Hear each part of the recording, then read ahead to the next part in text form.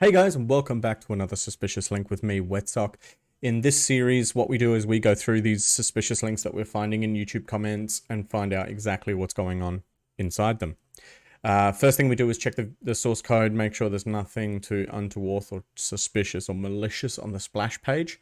For those who have accidentally clicked on it, seen what's in there and decided to do the research, we make sure we try to lower those anxieties by saying that, there's nothing in there, or if there is, what steps to take to mitigate it. We then go through from start to finish, find out what the aim of this link is. Usually there's always some sort of intent behind it. Nobody just puts up pornographic or ads or something like that, or special offers without some sort of intent behind it. They're after something. So in this one, we are covering VeGenIn. I do have quite a large list to go through. Just to rhyme a few off, I've got vop.fyi, handle.me, vob.fyi, noise.lol, ons.hrre, dat.monster, octavia.zip, vom.lol.net. There's too many. Too many. So, VeGenIn, but I will be working through this list as quickly as I can. So, splash page, if you've been keeping up with the series so far, you'll be quite familiar with this one. Nothing too amazing here, but if you saw something different, don't be worried. The splash pages do change. So you can see they do change. I guess just for editing purposes, I'll block out the images just on the left-hand side, but I'll edit it here so you can see as much as I can allow without YouTube beating me up. So splash pages will differ, so don't be worried if you've come across something different. There are several, not just the two that you've just seen. But view source. Okay, what do we have? So it's pretty standard. We're pretty familiar with this one. Actually, this one's got a longer second line. Oh no, it does cut off. So if you want to know what's going on with this script here, it's basically just controlling functionality of the website.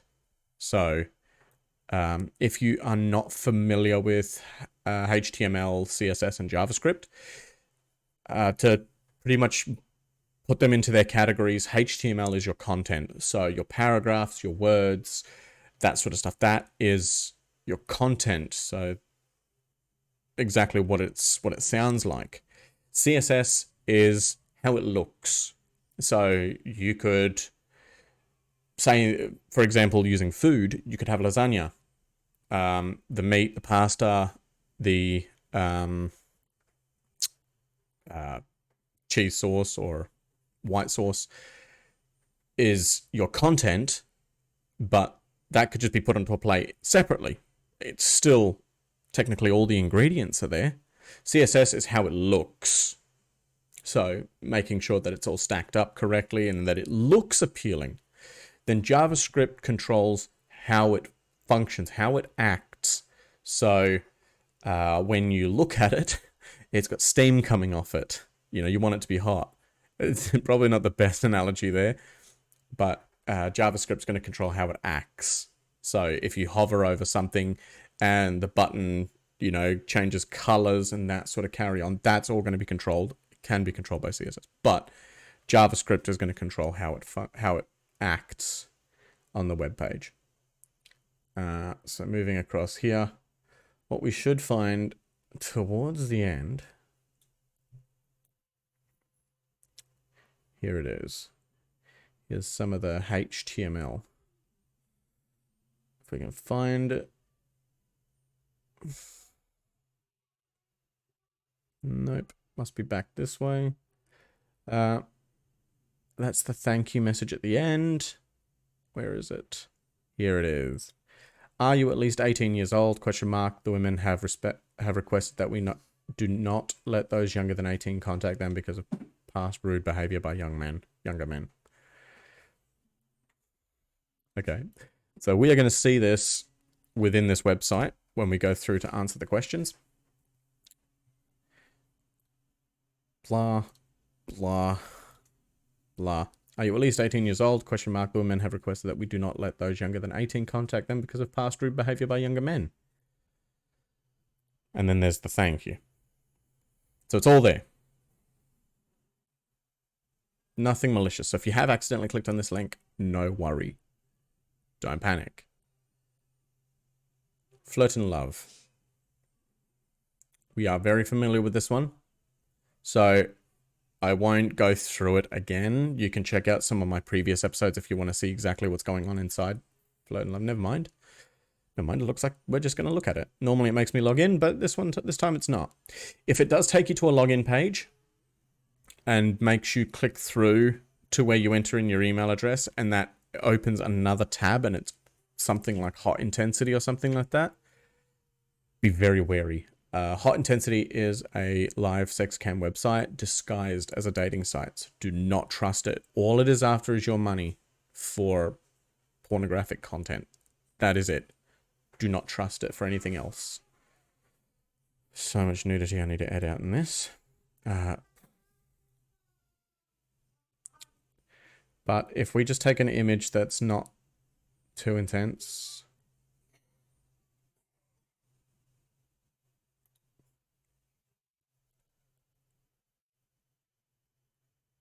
That one will do. That one's not very intense. Oh, wait. There's her backside. If we click chat.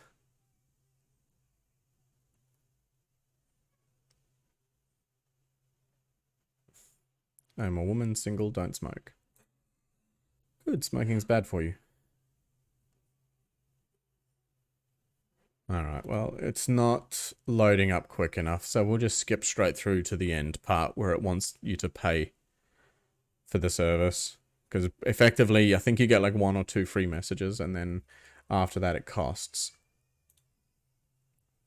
To get a bit of an idea as to how much it costs, every month costs $75.99. So $76. That's Australian. So I think it's 72 US cents to the Australian dollar. So it'd be about, what, $61? $63? Something like that, US. And then it would be, what? Just over half Great British pounds. So you'd be talking about 37 pounds maybe. If I'm wrong, correct me. If you know what it is in your local currency, let me know in the comments below. But that's extortion right there. Especially when with Flirt and Love being an unknown dating site compared to Hinge or Tinder, etc., etc. Their prices are cheaper. Even I think the Ultimate Primo Tinder is less than $200 a year, whereas this is racking up to over $200 in 3 months. That's ludicrous prices for being able to speak with bots, you know. If you want to have a romantic relationship with a bot, you may as well run down to your local tech store and buy a computer and download some AI software and speak to it. Other than that, you could always get a Google Mini or an Amazon Alexa, something like that. Have a romantic relationship with that. It's no different to what you're going to find on this website. But yeah, that's going to do it for this one. So just to confirm, Flirt and Love is a scam site. Do not trust this. Do not give them money. Don't panic if you have gotten through to this point. There doesn't seem to be anything malicious in here. Again, I'd be very wary because it can have cookies and stuff like that. I'm not personally worried because all of this is within a virtual machine.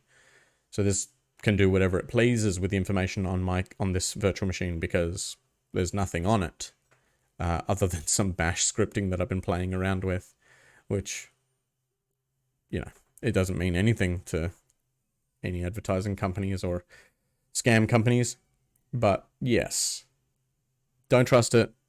Don't click on these links and share the information. That's probably the key message I want you to walk away from this video knowing is, if you see something like this, even if it's not your video, it's a comment in another video on another channel, etc., etc., etc.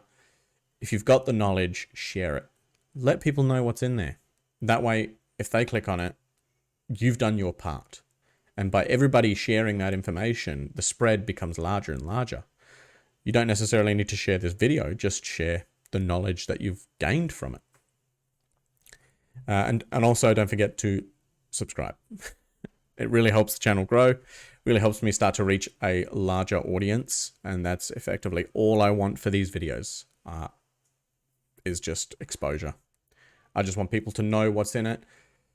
And then any other potential scams or frauds or anything like that that start to creep up, I can very quickly dive into them, cover them, upload them, and help save more people from being victims of these sorts of digital crimes. So that's going to do it for this episode, everyone. Thank you very much for watching. Hope you've learned something, and stay safe. Till the next episode. Peace.